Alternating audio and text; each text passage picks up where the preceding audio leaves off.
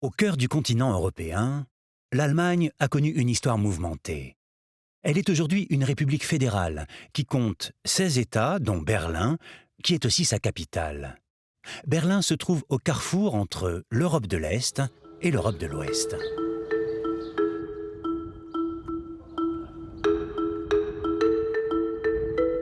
Berlin est une très grande ville, mais les espaces verts y occupent 40% de la surface. Avec environ 3 800 000 habitants, elle est une des villes les plus peuplées d'Europe. Les Berlinois profitent pourtant d'une belle qualité de vie qui s'inscrit dans une organisation sans faille au quotidien.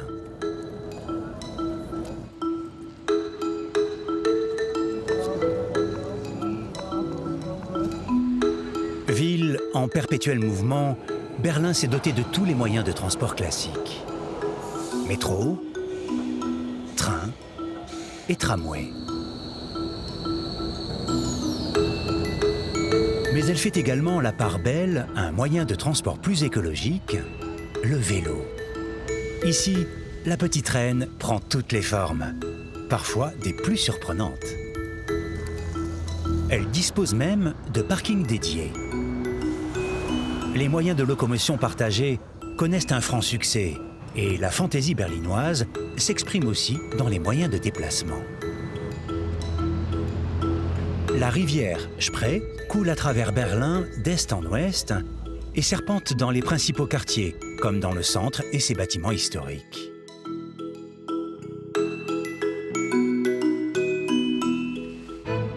L'histoire de la capitale allemande est très riche et très agitée depuis la période prussienne, la République de Weimar et jusqu'au Troisième Reich.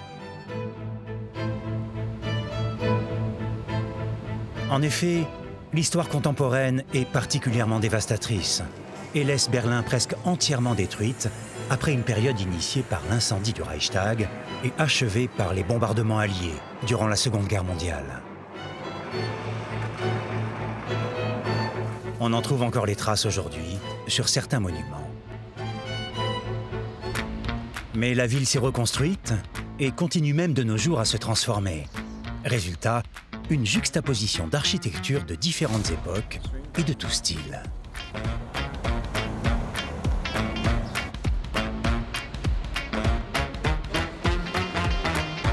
La Philharmonie, salle de concert détruite en 1944 et rebâtie avec des formes novatrices en 1987, en est un bon exemple, comme l'architecture des centres commerciaux. Autre stigmate de la guerre et de ses conséquences, le mur de Berlin, érigé en 1961. Long de 155 km, dont 43 à Berlin même, il est construit pour mettre fin à l'exode des habitants de l'Allemagne de l'Est vers la République fédérale. Les tentatives d'évasion de Berlin-Est à Berlin-Ouest sont nombreuses et parfois spectaculaires, comme celle de cette famille qui tendit un filin d'acier sur plus de 100 mètres pour franchir la ligne de démarcation. Une descente en tyrolienne qui se termine bien. Mais la réussite n'est pas toujours au rendez-vous et l'on honore encore à Berlin les 136 fugitifs tués pendant leur tentative d'évasion. Aujourd'hui, il reste moins de 2 km de murs répartis en 3 sites. Le tracé historique est gravé dans le sol. La création du mur de Berlin est la conséquence directe du partage en deux de l'Allemagne après la Deuxième Guerre mondiale. Bonn devient la capitale de l'Allemagne de l'Ouest, la RFA, et Berlin-Est, celle de la RDA, la République démocratique allemande. La RDA a ses propres valeurs et son propre mode de vie, avec des produits venus pour l'essentiel des pays du bloc de l'Est.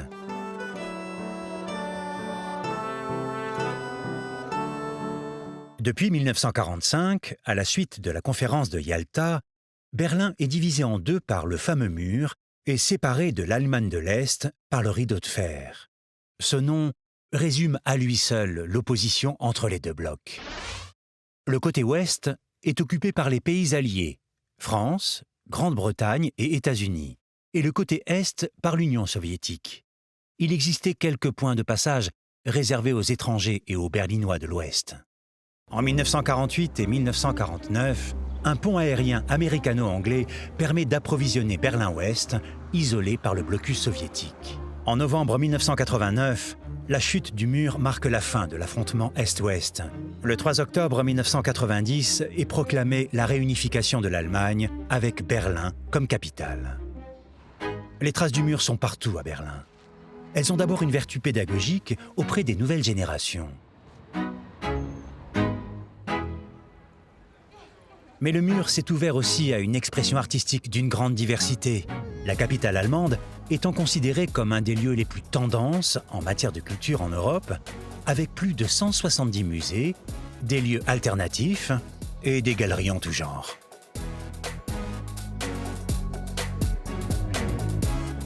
L'histoire du mur et celle de la ville font les beaux jours des touristes, à qui l'on propose des objets cultes du passé et la visite des principaux sites comme le Checkpoint Charlie et la mythique Porte de Brandebourg.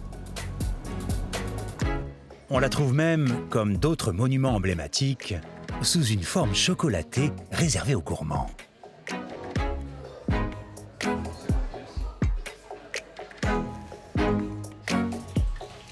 Art culinaire encore, le Currywurst, saucisse agrémentée de sauce tomate et de curry, en concurrence à Berlin avec l'incontournable choucroute garnie. En chocolat ou en n'importe quelle matière, l'ours est devenu un des symboles de la capitale.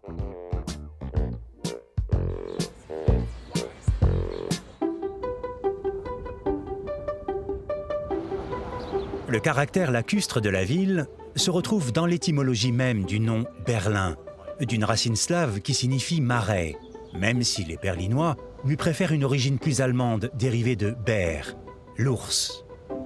Si elle est redevenue la capitale du pays réunifié en 1990, ce n'est qu'en 1999 que le transfert du gouvernement et de la chancellerie a eu lieu. Les immeubles des ministères et les nombreux bâtiments administratifs qui jalonnent les rives de la Spree rappellent que Berlin est à la fois la capitale et un État de la Fédération allemande. Si les constructions récentes permettent d'accueillir les différentes institutions, c'est le palais du Reichstag qui est le symbole le plus représentatif du pouvoir allemand. Il est surmonté d'une coupole qui culmine à 75 mètres. Sa devise, Dem Deutschen Volke, au peuple allemand, rappelle qu'il abrite le Bundestag, l'assemblée qui élit le chancelier et vote les lois.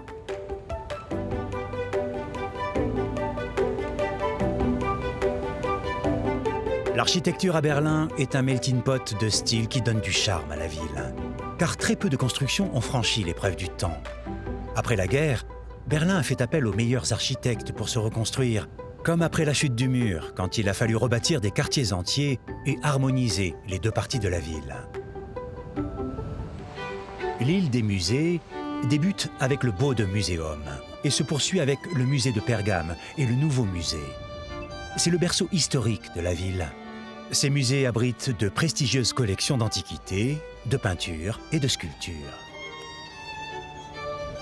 L'ancienne Galerie nationale, dominée par la statue de Frédéric Guillaume IV, est spécialisée dans la peinture et la sculpture du XIXe siècle. Datant de 1830, l'Altes Museum se dissimule derrière son portique de 87 mètres de haut, soutenu par 18 colonnes. Il domine le Lustgarten, esplanade qui accueille beaucoup de Berlinois le week-end. Ils en profitent pour flâner dans les allées d'un marché d'artistes tout proche. À Berlin, la tendance est à l'originalité et à la créativité.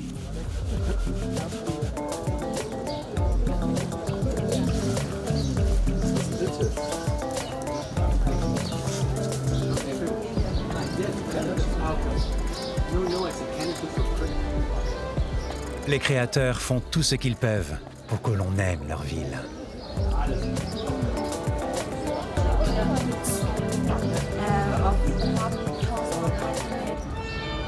Au cœur de l'île des musées, la cathédrale de Berlin date de la fin du XXe siècle. De style néo-baroque, elle est chapeautée d'un dôme de près de 100 mètres de haut. Endommagée durant la Deuxième Guerre mondiale, elle est restée fermée à l'époque de la RDA avant de rouvrir, restauré en 1993. Sous le dôme, un grand orgue de 7200 tuyaux domine un autel richement décoré en marbre et en onyx. L'édifice est à la fois lieu de culte, musée et salle de concert.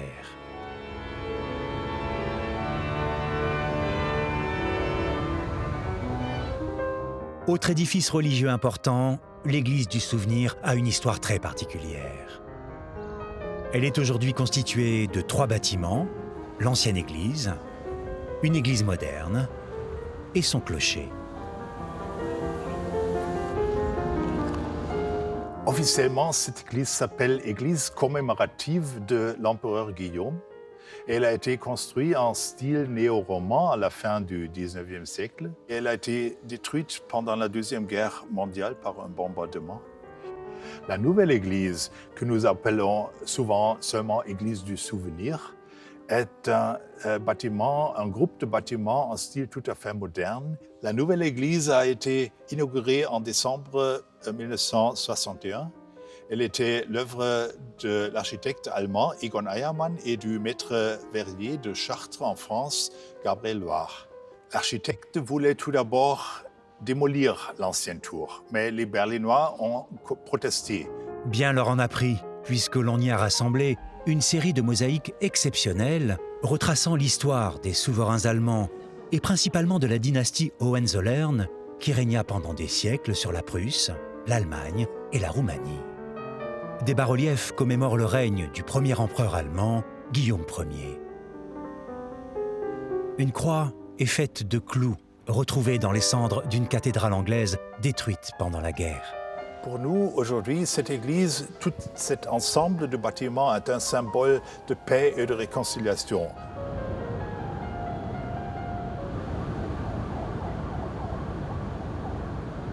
La réconciliation avec le peuple juif est passée par la création d'une œuvre rédemptrice devant le cimetière juif et d'une autre plus grandiose en plein centre-ville, le mémorial aux Juifs assassinés d'Europe. Il est constitué de plus de 2700 stèles de béton, parmi lesquelles le visiteur perd ses repères. Le but, selon les créateurs, est d'évoluer dans une atmosphère de confusion, évoquant un système qui a perdu le contact avec la raison humaine. Autre lieu de mémoire, le monument aux morts soviétiques rappelle que plus de 80 000 soldats de l'armée rouge ont perdu la vie lors de la bataille de Berlin, durant les dernières semaines de la guerre. La construction du mur est une conséquence directe du conflit et de la division de l'Allemagne et de Berlin. Un point de passage est devenu célèbre, le Checkpoint Charlie.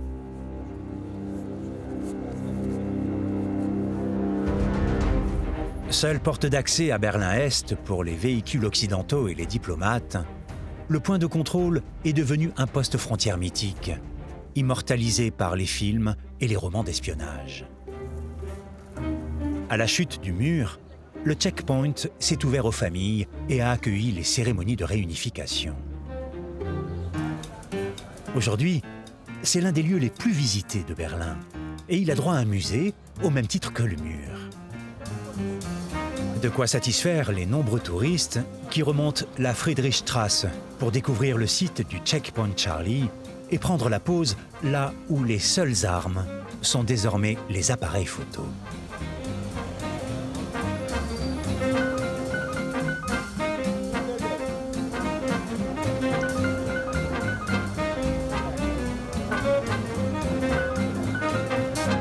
L'emblème le plus célèbre de Berlin est sans conteste la porte de Brandebourg. Dans les années 1920 et 1930, elle a servi de cadre à de nombreux événements comme l'arrivée au pouvoir d'Hitler et des nazis. Restée du côté RDA, elle a été le symbole de la division Est-Ouest jusqu'en 1989. Pourtant, son fameux quadrige, la déesse de la victoire sur son char tiré par 4 chevaux, était censé représenter la paix avant que Frédéric Guillaume III lui ajoute les attributs guerriers de l'aigle et de la croix de fer. En face, une silhouette de pierre nous dit « Je me promène dans le monde entier et je crie paix, paix, paix ». Un message idéal pour le site Topographie de la Terreur, qui présente sur un tronçon préservé du mur une exposition permanente sur les crimes nazis pour ne pas oublier de sinistres épisodes de l'histoire.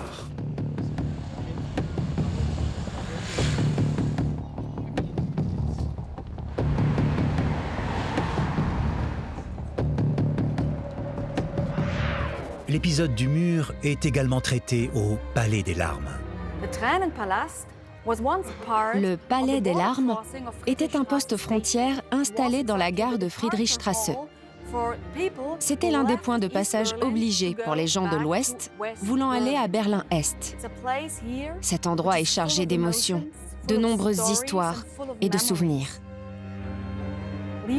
Adieux cruel, peur, joie, espoir et désespoir, tous les sentiments circulaient à cet endroit. Ceux de Berlin-Est, de la RDA, n'étaient pas libres de voyager ni de prendre le train. Ils n'étaient pas autorisés à franchir les murs de ce bâtiment. Ils n'étaient jamais sûrs de revoir leur famille et leurs amis de l'Ouest. Le régime politique de la RDA était communiste. L'Union soviétique inspirait considérablement le mode de vie. Le long de la Spree, le musée de la RDA fait revivre l'histoire. Le but du musée, c'est de montrer la vie quotidienne de l'Est de l'Allemagne, surtout les différences entre l'Est peut-être et la vie actuelle, de montrer aux jeunes aussi qu'aux anciennes personnes qui ont vécu en RDA ce que c'est la vie quotidienne auparavant. Le taux de chômage était presque zéro, les femmes pouvaient travailler beaucoup plus, les enfants ont une éducation meilleure par rapport à aujourd'hui. On a fait beaucoup plus de sport à l'Allemagne de l'Est, on a essayé d'avoir des sportifs beaucoup plus largement qu'aujourd'hui. Donc il y a beaucoup d'aspects bons et d'autres aspects qui étaient bien sûr moins bons. On ne pouvait pas voyager normalement, on ne pouvait pas avoir la profession choisie. On ne pouvait pas avoir tous les produits qu'on voulait acheter, qu'on pouvait acheter ailleurs dans le monde. Une grande différence pour voter, par exemple, il n'y avait qu'un parti socialiste. L'Est était une dictature. La liberté de l'expression est un fait principal. En Allemagne de l'Ouest, on pouvait s'exprimer librement, des médias différents, des opinions différentes. À l'Est, non. Donc pour avoir une libre expression à l'Est, parfois ça menait directement en prison. C'est donc difficile pour quelqu'un qui n'était pas conforme au système. Le sentiment de ne pas choisir soi-même la façon de vivre, ça menait à une insatisfaction énorme. Une petite voiture est restée l'un des symboles de la RDA. D'ailleurs, la Trabant n'est pas toujours si petite que cela, et elle continue de sillonner les rues de Berlin.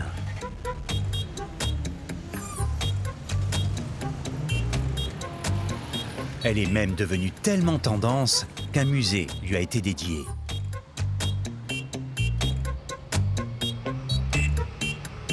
Cette Trabant, c'est une voiture de l'Allemagne de l'Est. Elle a été fabriquée à quelques 3 millions d'exemplaires au total pour les citoyens de la RDA.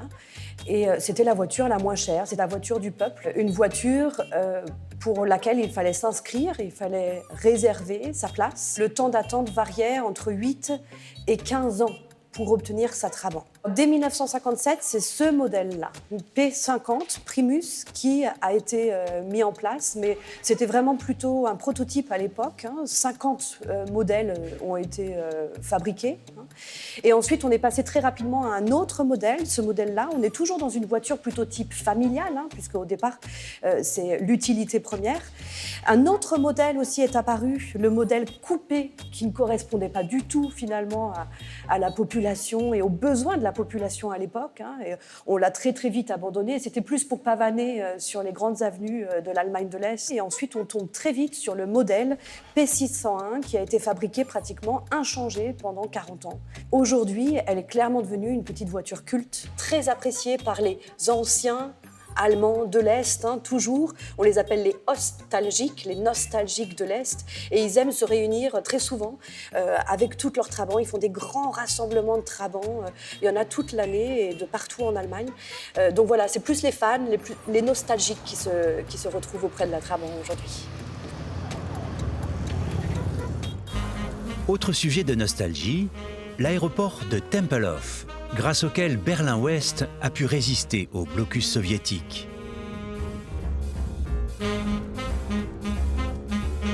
Un parc de loisirs y a été installé le long des anciennes pistes et on peut désormais s'y adonner à de nombreuses activités.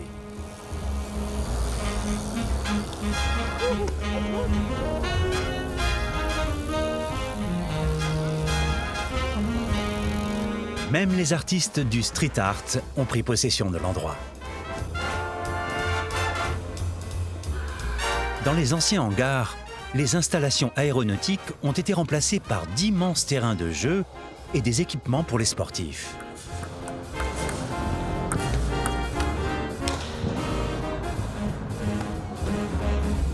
Et sur les pistes, les moyens de locomotion écolo ont remplacé les avions.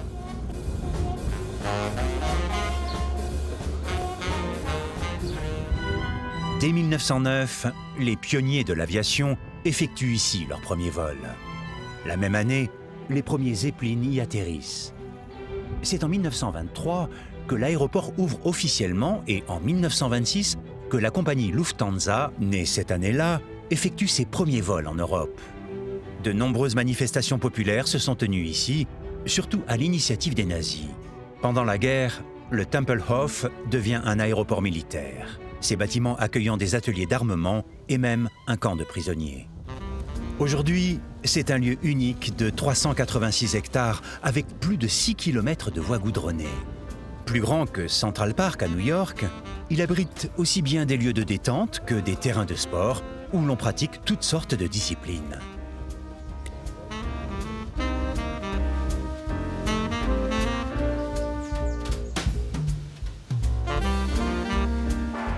Les jardins ouvriers, eux, n'ont pas eu besoin d'être réhabilités, mais sont toujours sous la menace des promoteurs immobiliers. On en compte plusieurs milliers à Berlin. Nous sommes dans le Garden Colony Golfplatz. C'est l'un des ensembles de jardins ouvriers qui ont été donnés aux Berlinois pour une durée de 30 à 40 ans après la Seconde Guerre mondiale, pour une somme dérisoire. Il y avait de gros problèmes de subsistance et même de survie. Et les habitants pouvaient y faire pousser des légumes et planter des arbres fruitiers pour se nourrir. Aujourd'hui, ce sont des lieux où l'on se réunit le week-end pour passer de bons moments, en famille ou entre amis, et pour se reposer.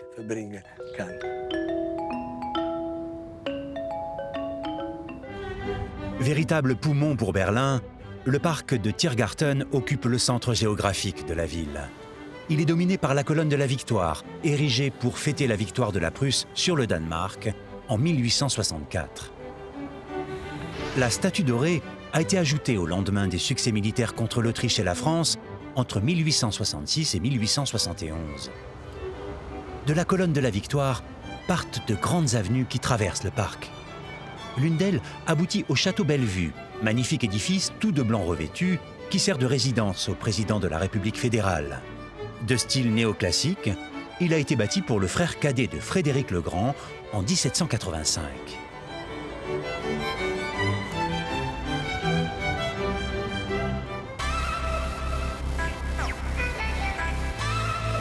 Autre artère, autre point d'intérêt, le marché aux puces qui se tient chaque week-end près de la porte de Charlottenburg.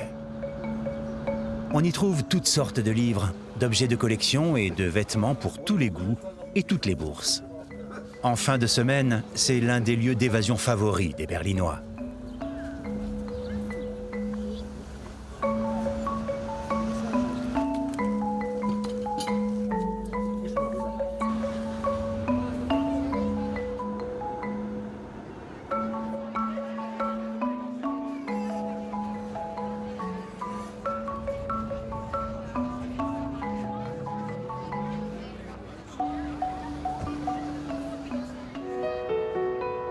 Le parc de Tiergarten est un véritable havre de paix, parsemé d'étangs.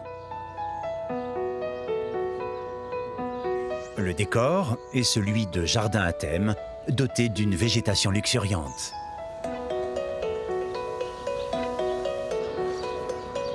Cafés et restaurants permettent aux Berlinois de boire un verre ou de déjeuner en toute quiétude avant de profiter de l'immense parc.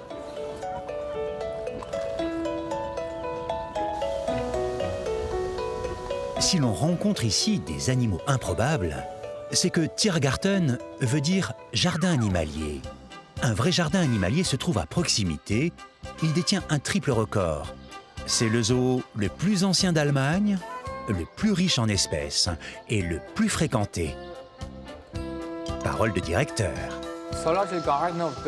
Le parc zoologique de Berlin abrite de nombreux animaux, et ce depuis des dizaines d'années, et même depuis plus d'un siècle. Il est très ancien, il a une longue histoire, et il est très renommé pour la diversité et la richesse de ses attractions. Aujourd'hui, nous recevons plus de 3,5 millions de visiteurs par an. Et nous sommes donc un des zoos les plus fréquentés au monde. Comme beaucoup d'autres zoos, nous avons réduit le nombre d'espèces présentées pour que les animaux qu'on a gardés aient plus d'espace. Mais bien sûr, nous avons encore un grand nombre d'espèces, dont le fameux panda géant, venu directement de Chine.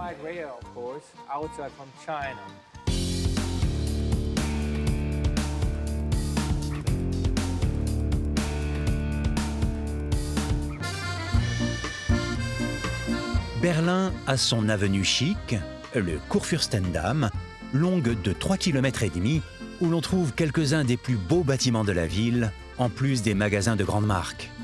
Les Berlinois qualifient de Champs-Élysées allemands une voie qui, à l'origine, n'était qu'un sentier équestre menant au pavillon de chasse royale. Durant la guerre froide, le Kudamm, comme l'appellent les Berlinois, était la vitrine de l'Ouest.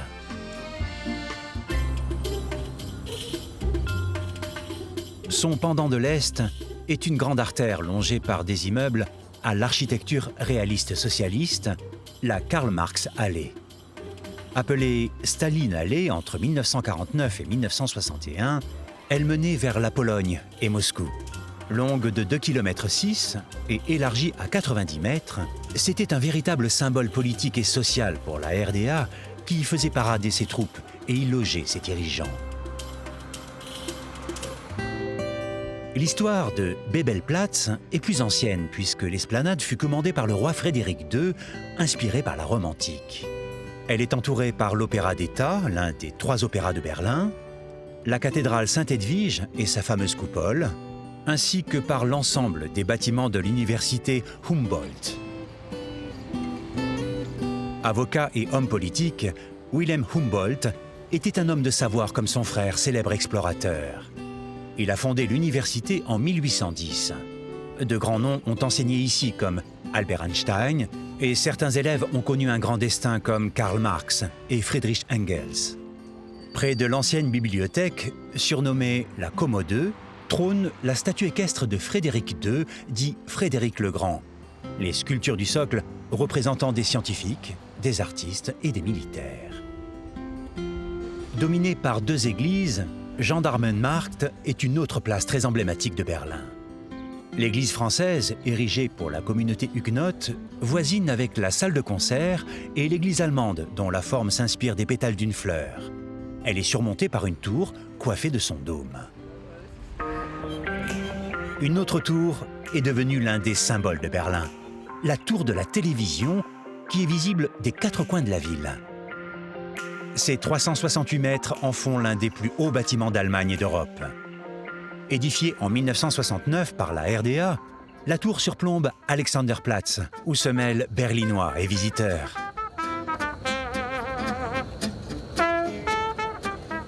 La vaste place dispose d'un lieu de rendez-vous idéal, l'horloge universelle Urania. Plus moyen d'être en retard si l'on se fie aux 24 fuseaux horaires, sauf si l'on s'évade dans notre système solaire.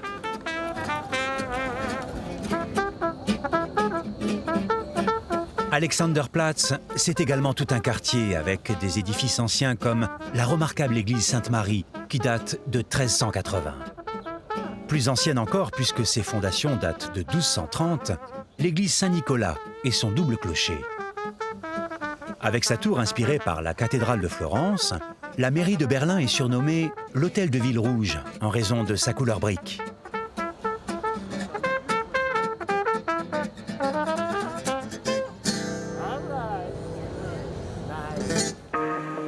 Toujours animée et pleine de fantaisie, l'Alexanderplatz coule des jours heureux grâce à la fontaine de l'amitié des peuples, faite d'émaux, de verre, de céramique et de cuivre. Il s'y passe toujours quelque chose. Exemple, un défilé de voitures de police venues d'ailleurs.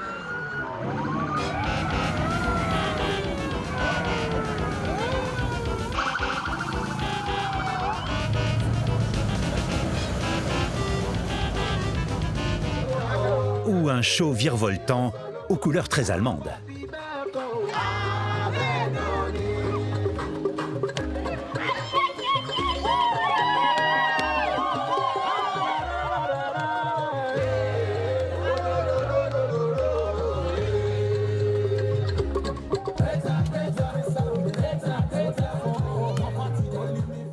La tour de la télévision est visible jusqu'à la gare d'Ackeschermarkt, l'une des anciennes gares de Berlin. Elle s'inscrit dans l'histoire de la ville comme le pont de Barbaum, qui voit passer trains et métros par-dessus la Spree. Ou comme la station d'Heidelbergerplatz, dont les piliers en pierre, les voûtes et les lanternes sont là pour rappeler les cathédrales.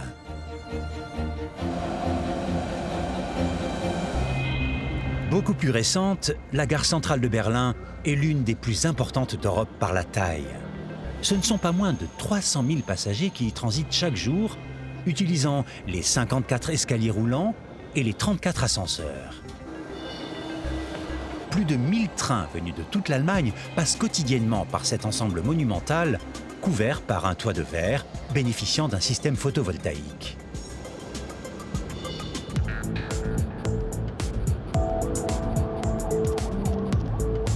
Longtemps le carrefour névralgique de Berlin, la Potsdamer Platz a été entièrement détruite pendant la Deuxième Guerre mondiale. C'est seulement à l'heure de la réunification que l'immense espace a repris vie, devenant le plus gros chantier d'Europe dans les années 1990. Un étonnant tuyau bleu, qui pourrait passer pour une œuvre d'art contemporain, est en fait destiné à évacuer l'eau des sous-sols lors des travaux de construction. Les architectes ont pu ici donner libre cours à leur imagination et les œuvres d'art adoptent parfois des formes surprenantes.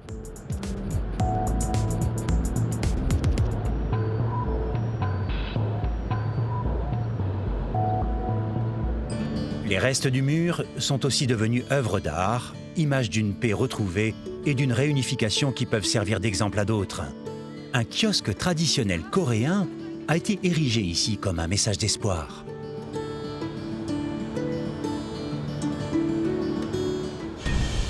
À l'image du Walk of Fame d'Hollywood, le boulevard des stars rappelle que Berlin est une grande ville de cinéma. Les étoiles du 7e art allemand se retrouvent toutes ici. Un des hôtels les plus réputés de Berlin dans les années 1920 a bénéficié d'une opération de déménagement hors norme. Le bâtiment a été démonté et remonté au cœur de la Potsdamer Platz grâce à des prodiges de technologie, soit un petit voyage de 75 mètres avant d'être protégé par des plaques de verre.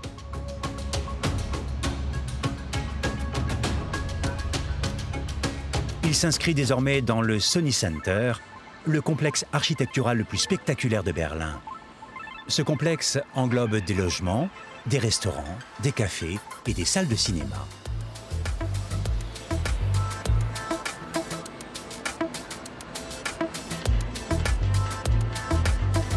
Un bassin est en perpétuel mouvement, comme le dôme qui semble prendre vie à chaque changement de lumière. De quoi se projeter dans un monde parallèle, celui des espions auquel est consacré un musée passionnant.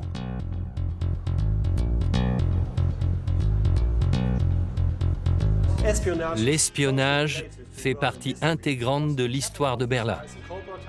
Berlin a très longtemps été la capitale mondiale de l'espionnage. Et d'ailleurs, elle l'est toujours. Le musée raconte l'histoire de l'espionnage, des temps anciens jusqu'à aujourd'hui. Une histoire que l'on peut découvrir ici en 1 heure ou 2. Mais ce n'est pas seulement un musée historique, loin de là. Il présente aussi de nombreux éléments actuels, des installations interactives et des objets que l'on peut manipuler. L'ensemble du musée permet à chacun de se tester et de voir s'il pourrait faire un bon espion. Berlin-Ouest, Eldorado pour les espions, ce n'est pas une légende. Cette Trabant détectait les ondes radio et tous ces appareils filmés, écoutés et photographiés en toute discrétion. Ici, les chaussures sont équipées de micros, les briquets sont des caméras et les cartes à jouer dissimulent un plan de la ville. Aujourd'hui, il y a plus de 160 ambassades à Berlin et les agences de renseignement de l'Ouest qui étaient à Munich sont maintenant ici. Donc il y a beaucoup d'espions dans cette ville, et notamment pour l'espionnage économique, car ici on a beaucoup de start-up susceptibles d'être espionnées. Les espions préfèrent la nuit pour agir, c'est bien connu. Et il serait étonnant qu'ils ne soient pas attirés par les immeubles modernes de Potsdamer Platz.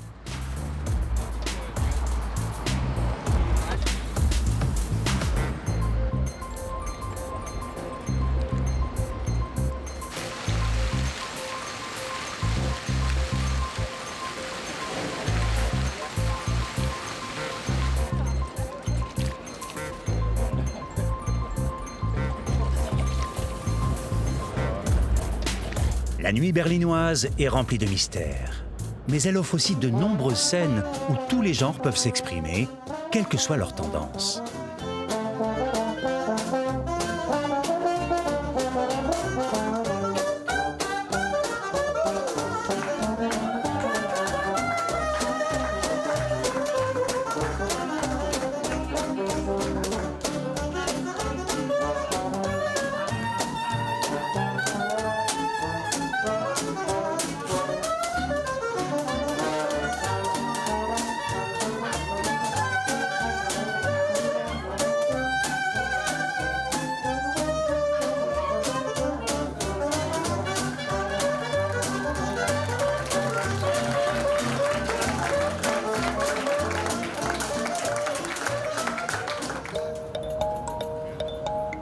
C'est au milieu d'anciens entrepôts de la compagnie ferroviaire allemande que s'est créé le Rohtempel, au lieu de la culture alternative berlinoise.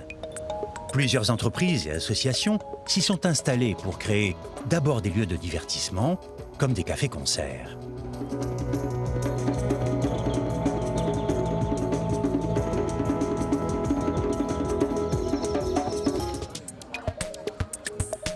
On rencontre ici l'art sous toutes ses formes. Des endroits dédiés aux artistes, mais aussi à vocation de loisirs, comme un mur d'escalade et une grande halle de skateboard.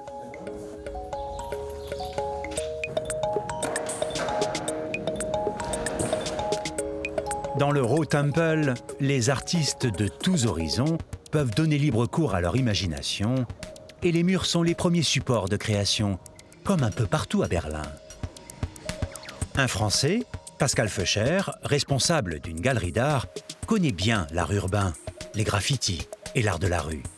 Le street art, c'est fait par des artistes qui ont envie d'être reconnus, c'est fait pour plaire. Le graffiti, en revanche, est quelque chose d'assez hermétique. On fait ça pour les amis, pour les collègues, et la vocation n'est pas de plaire du tout. Mais c'est aussi, on peut dire, un foyer de liberté. À Berlin, le graffiti a une vertu pédagogique. Il est défendu par le Sénat de Berlin, qui est l'organe qui gère la ville, comme une pratique pouvant donner l'envie à des jeunes en difficulté de faire autre chose. L'East Side Gallery, la galerie du côté Est, est bien plus qu'un ensemble de graffitis, puisque ce sont 1300 mètres de l'ancien mur qui ont servi quelques mois après sa chute à l'élaboration d'une fresque monumentale. 118 artistes originaires de 21 pays ont donné libre cours à leur créativité, avec toujours pour fil conducteur la paix et la liberté. Certaines œuvres ont marqué l'histoire de Berlin, comme ces personnages du français Thierry Noir. La France est représentée également par le travail très cinématographique d'Hervé Morlet.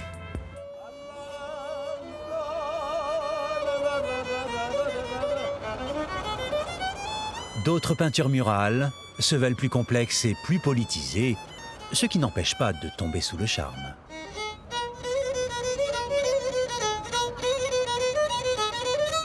Il est interdit de toucher aux œuvres de l'East Side Gallery. Elles sont intouchables car elles sont le témoin d'une période historique. Les nouveaux artistes devront peut-être patienter de longues années pour être autorisés à remplir les quelques pans de murs encore vierges. Berlin est une ville multicommunautaire à tout point de vue, pas seulement artistique. C'est le long du Landwehrkanal que se tient l'un des marchés les plus pittoresques de la ville, le marché turc du Kreuzberg. Les familles germano-turques et les autres habitants du quartier viennent y faire le plein de produits aux effluves orientales, comme le thé, les pâtisseries ou les olives. On y trouve également tous les tissus nécessaires pour confectionner vêtements, coussins ou rideaux, ainsi qu'une grande variété de fruits et légumes.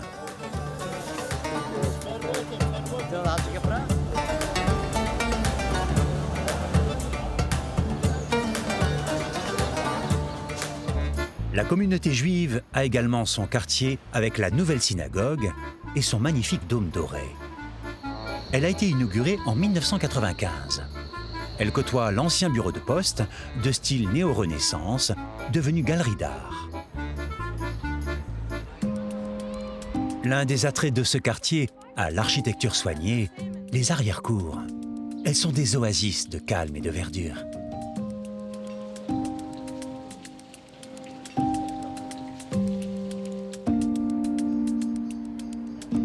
Les plus renommés sont les Hackesche Höfe, un ensemble de 8 arrière-cours au caractère très différent.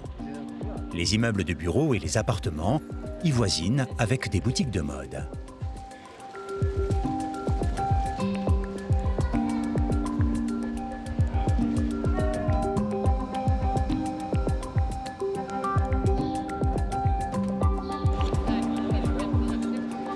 Lorsqu'elles sont livrées au street art, les arrière-cours ont même des messages à délivrer.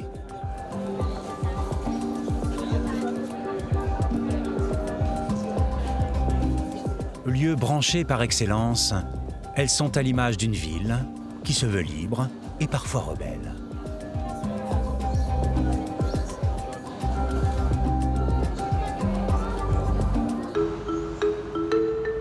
Le décor change lorsqu'on s'éloigne du centre-ville.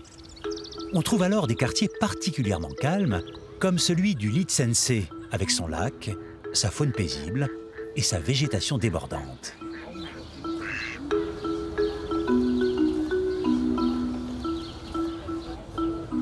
C'est l'un des lieux privilégiés du week-end pour les Berlinois. Véhicule à moteur interdit et activités reposantes fortement recommandées.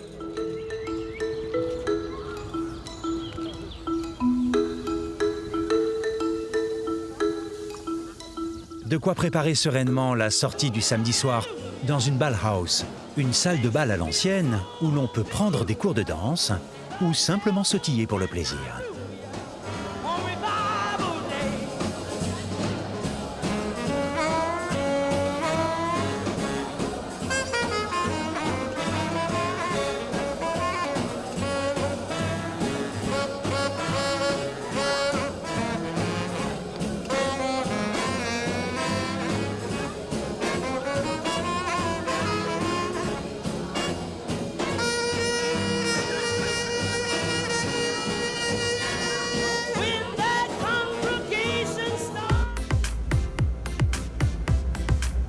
En descendant la Spree, on peut quitter la ville et rejoindre l'une ou l'autre bourgade au charme historique. Spandau, par exemple, est intégré au Grand Berlin depuis 1920. L'histoire locale est très riche et il en reste plusieurs témoignages. Le plus fameux est la citadelle, qui servit de coffre-fort à l'Allemagne. Le chancelier von Bismarck y entreposa l'or obtenu des Français après la guerre de 1870. Bâtie au XVIe siècle autour d'une tour datant du XIIe, la place forte a été plus récemment utilisée comme prison, principalement après le procès de Nuremberg. Aujourd'hui, elle renferme un musée qui retrace l'histoire de la ville.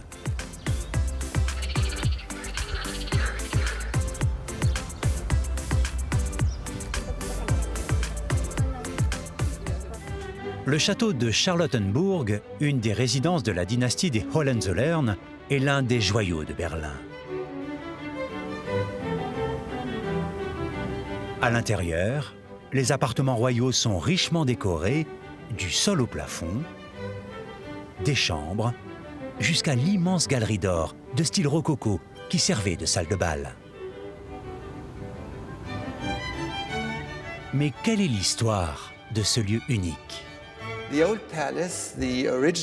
L'ancien palais, le bâtiment original de Charlottenburg, a été bâti aux alentours de 1700 en style baroque, sur le modèle de Versailles.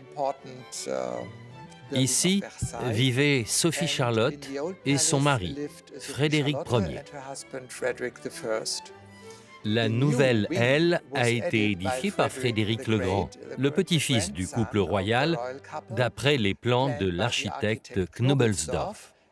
C'était la résidence d'été préférée de Frédéric le Grand avant qu'il n'aille à Potsdam pour y faire construire le palais de Sans Souci.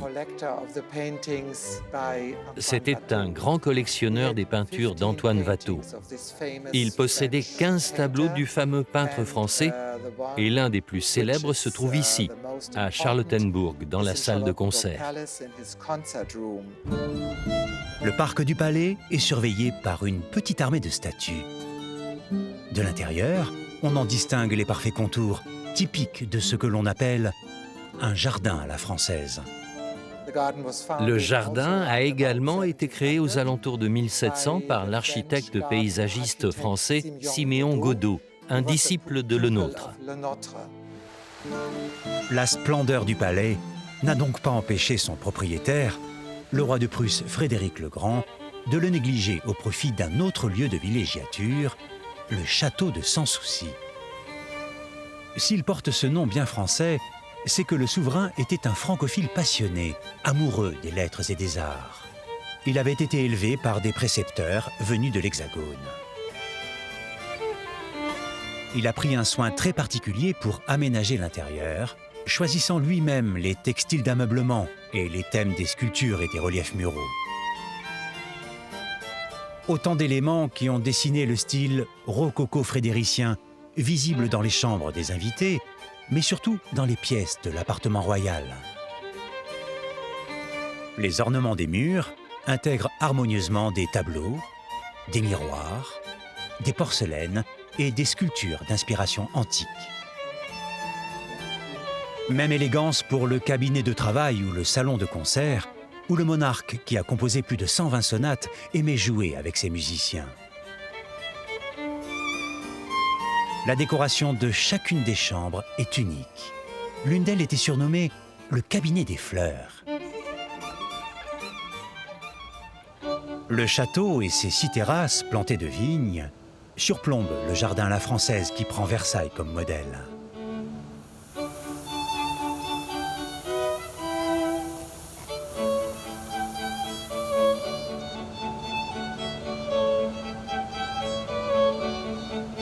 Quatre colonnes, surmontées de statues antiques, indiquent que l'immense parc est semé de sculptures honorant dieux et déesses de l'Antiquité. Différents kiosques, conçus pour prouver que l'art et la nature sont inséparables, ont pour vedette le soleil, nouvelle référence à Versailles et à un certain roi de France.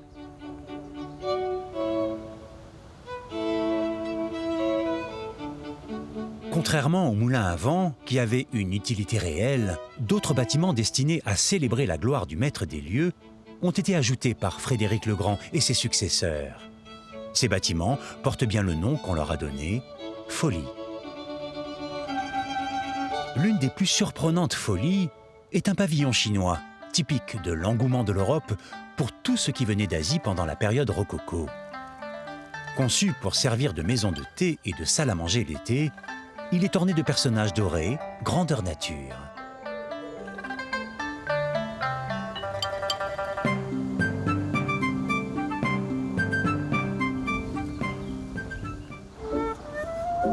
Une allée mène à un autre bâtiment qui nous replonge dans une histoire d'une incroyable richesse, mais aussi parfois d'une grande violence. En effet, le nouveau palais a été édifié dans les années 1760, après la guerre de 7 ans, pour montrer à l'Europe que la Prusse n'était pas ruinée à la suite de ce conflit. Le dernier empereur allemand, Guillaume II, en fit sa résidence jusqu'en 1918.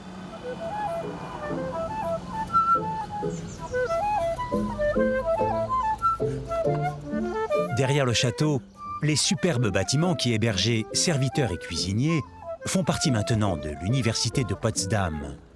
Une belle manière de prouver qu'à Berlin, l'histoire est vraiment tendance.